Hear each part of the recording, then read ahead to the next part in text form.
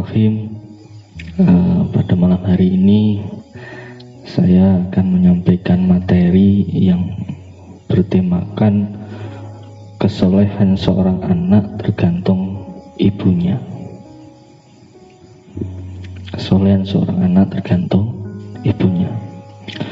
Saat pun masuk ke dalam inti, kita semua tahu bahwasanya dalam mempelajari apapun, dalam mempelajari suatu hal, utamanya ilmu ajaran agama, ajaran Islam, kita tidak bisa terlepas dari yang namanya guru. Untuk melajari hal demikian, hendaknya kita melalui guru. Meskipun pada zaman saat ini banyak berkembangnya teknologi, segala macam keilmuan kita dapat mencari, kita dapat searching istilahnya wonten teknologi, tapi kita tidak bisa lepas dari yang namanya guru, utamanya dalam mempelajari suatu agama.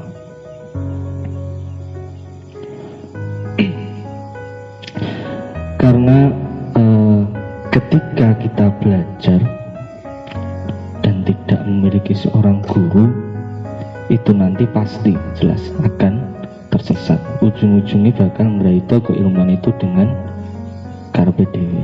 Niku sambut nanti anjurnya ketika kita tidak memiliki guru. Amargi nopo? Dengan banyaknya keilmuan, bidang-bidang keilmuan, rujukan-rujukan keilmuan agama, kita sebenarnya dapat mencari di dalam teknologi, tapi itu nanti akan membuat kebingungan. Ya karena itu tadi, karena kita tidak memiliki guru. Niku.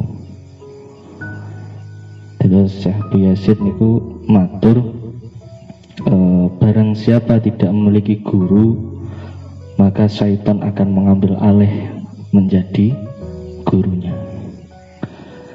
Ketika kita mempelajari suatu bidang keilmuan terkhusus agama dan kita mempelajari dengan sendirinya, maka yang mengambil alih guru tersebut adalah syaitan. Karena kita dalam mempelajari tidak tahu menahu sanad keilmuannya itu dari mana. Ketika kita mempunyai guru, jelas kita tidak perlu menanyakan sanadnya, asalkan guru tersebut jelas juga sanad keilmuannya. Sanad keilmuan yang disambut, yang dimaksud bagaimana? Sanad niku engko jembatan toy benangipun ingkang saged ngusulaken kula dalah panjenengan sami ingkang belajar niki saged tembus dumateng Kanjeng Nabi Muhammad sallallahu alaihi wasallam. Nah, di samping memiliki seorang guru, niki sing penting. Di zaman saat ini kita juga harus pintar dalam memilih guru. Di zaman modern itu banyak kok ada ingkang mengaku sebagai seorang guru, namun tindak tanduknya niku tidak mencerminkan sebagai seorang guru. Niku yang harus kita hati-hati. Nah, terus pripun? Nah, kembalinya yang punika kita sebenarnya mempunyai guru yang utama. Sinten niku? Orang tua lah, orang tua yang merupakan landasan atau dasar keilmuan, dasar guru kita. Guru pertama kita adalah orang tua. Utamanya sinten? Utamanya seorang ibu. Kok mboten ayah malah mriki? Kok mboten ayah? Padahal ayah pernah ngomong sekolah melalang buana dugi pundi-pundi ya, sering cah lanang dugi pundi-pundi nyande siap. Tapi nang mriki kok sing malah sing utama ketika kita belajar niku kok kenapa kok ibu? Dan yang mencetak kesolehan kenapa kok ibu bukan ayah yang utama? Jelas karena nang mriki bismillahirrahmanirrahim, al-mar'atu hiya madrasatu al-ula li tifli. Wanita adalah sekolah pertama bagi anaknya. Sukses dan tidaknya seorang anak itu tergantung kepada kaum perempuan. Kaum perempuan yang dimaksud di sini siapa? Ya ibu. Sukses endake putra putri nipun kula dalah panjenengan sami. Niku tergantung istri kita, tergantung ibu kita. Itulah ketika ibu niku benak omong soleh, itu pasti akan berimpact, pasti akan mendapatkan seorang anak yang soleh juga. Ini ada sebuah kisah dari keluarganya Nabi Ibrahim. Kisahnya ngeten.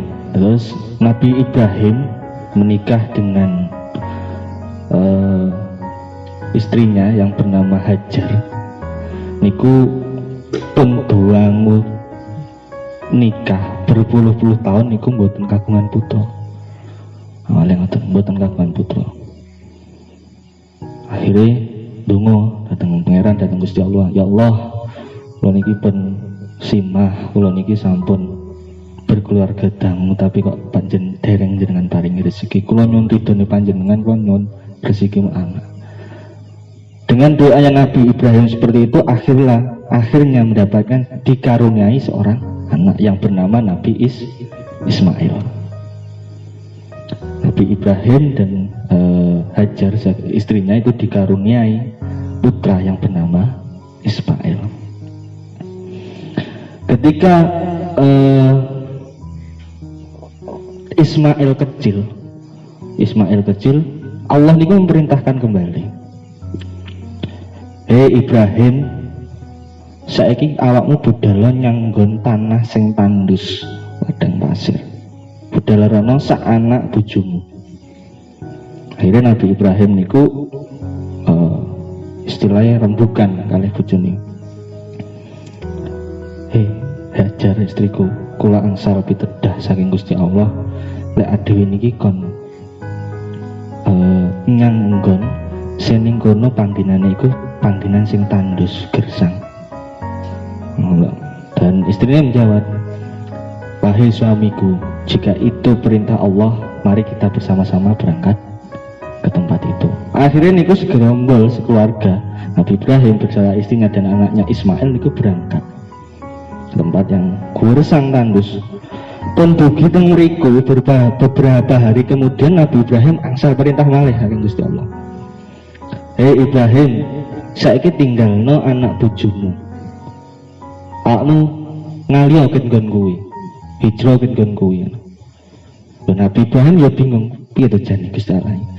Mas ning nggon penak, ning omah kon budal ning nggon tandus, budal. Niki nek perintahane aku kon ngalih kon ninggalne anak bojoku. Ya bingung. Akhirnya digraito dhisik. Orang digraito niku diperintah ning ngalih teng Gusti Allah. Hei Ibrahim, perang ngrungokne aku, Gusti Allah. Akmu tak kon ngalih ket kono tinggalno anak bojomu. Ngono Nabi Ibrahim. Ya Rabb, ya Allah. Kula niki mboten tega ninggalne anak bojo kula. Teng mriki mboten wonten panganan napa-napa, mboten wonten toya, lek ngelak lek luwe pripun putra-putri kula. Akhirnya isek ngeyel Nabi Ibrahim. Akhirnya diperintahkan malih Gusti Allah. Hei Ibrahim, saiki awakmu budhal. Gelem ra gelem budhal tinggalno anak bojomu. Ketika Allah memerintahkan beberapa kali, akhirnya Nabi Ibrahim istilahnya ngomong datang istrinya. Ya Hajar, wahai istriku, Allah memerintahkan kembali kepadaku untuk meninggalkanmu dan putra Ismail. Hajar istrinya niku langsung jawab, wahai suamiku, jika hal demikian adalah perintah Allah, berangkatlah, tinggalkanlah kami berdua di sini. Lapang dadanya seorang istri Nabi Ibrahim. Akhirnya bidal niku.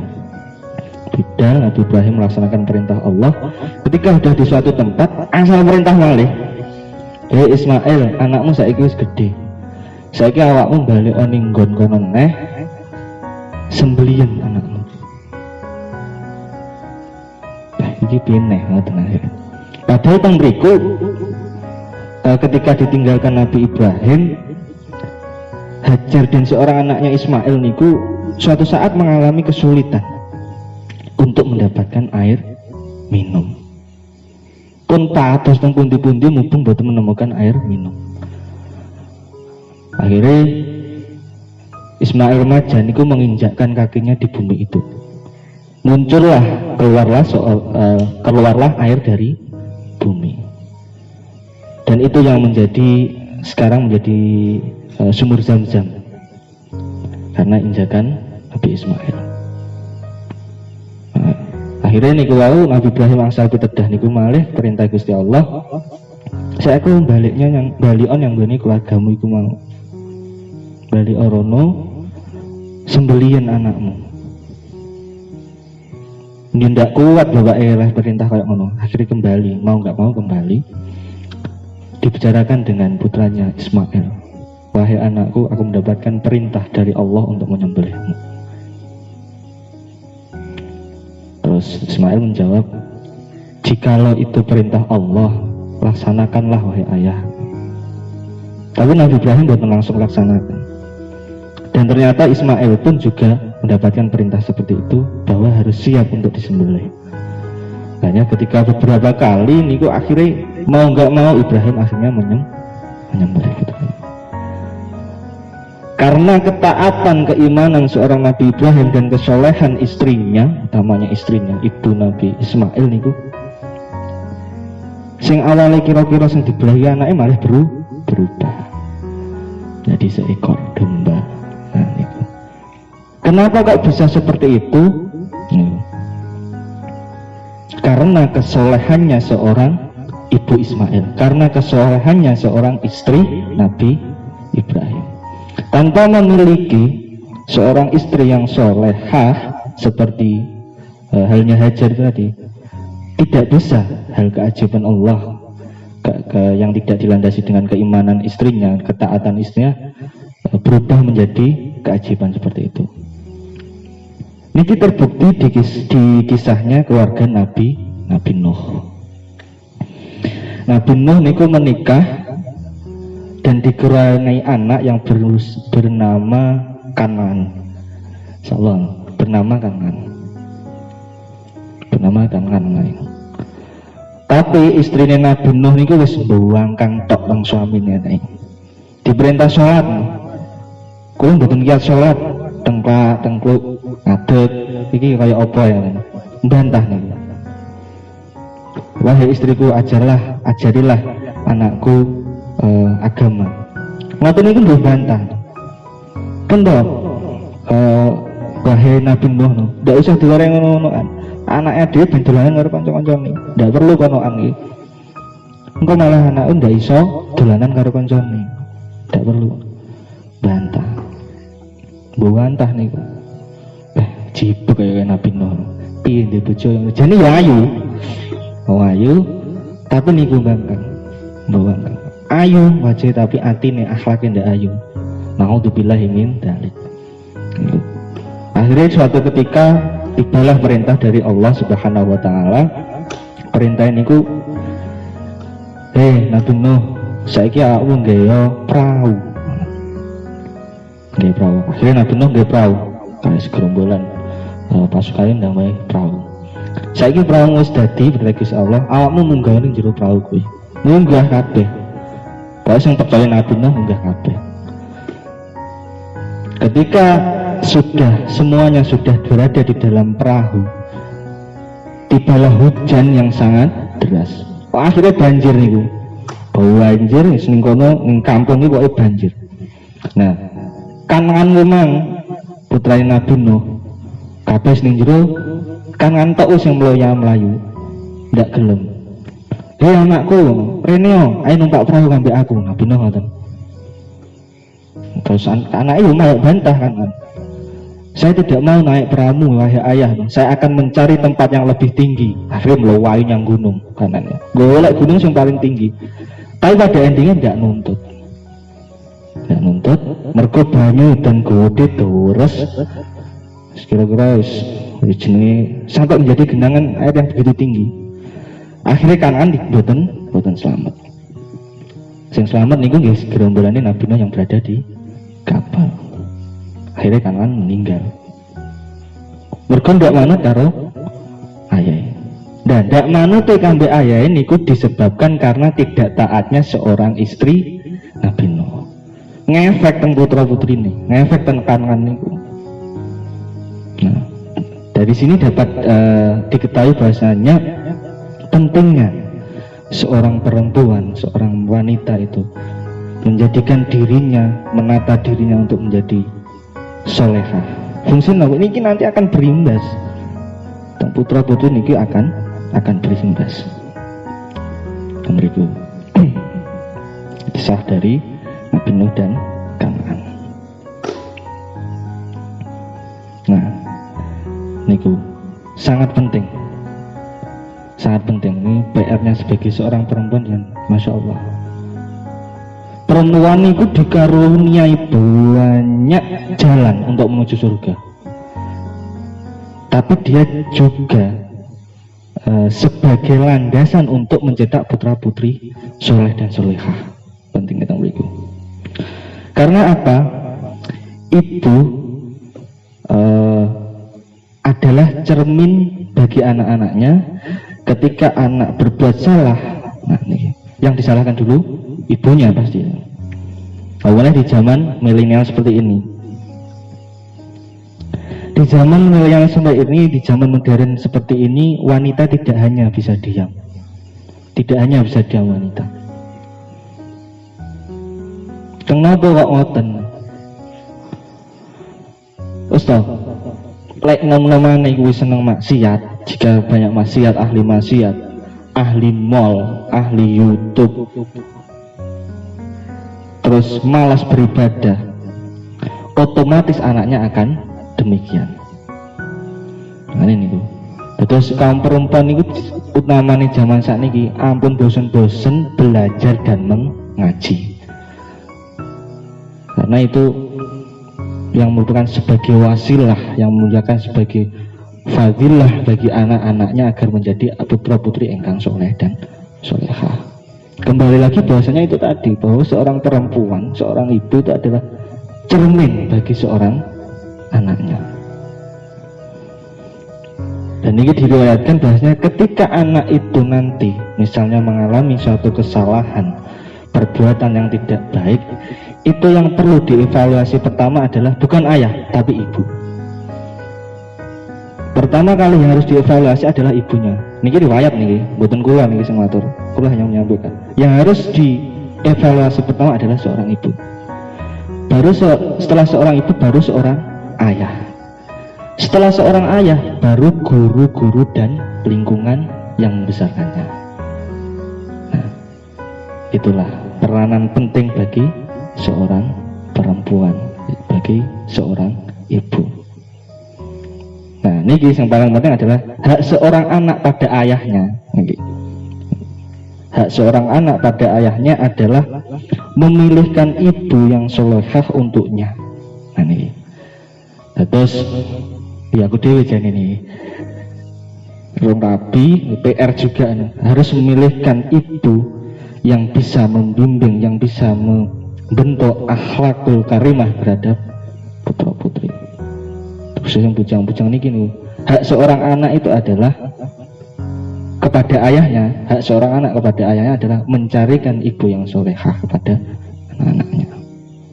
Pun niku mungkin yang sakit kula aturaken dalu punika bahasanya adalah kesolehan seorang anak niku tergantung kepada ibunya.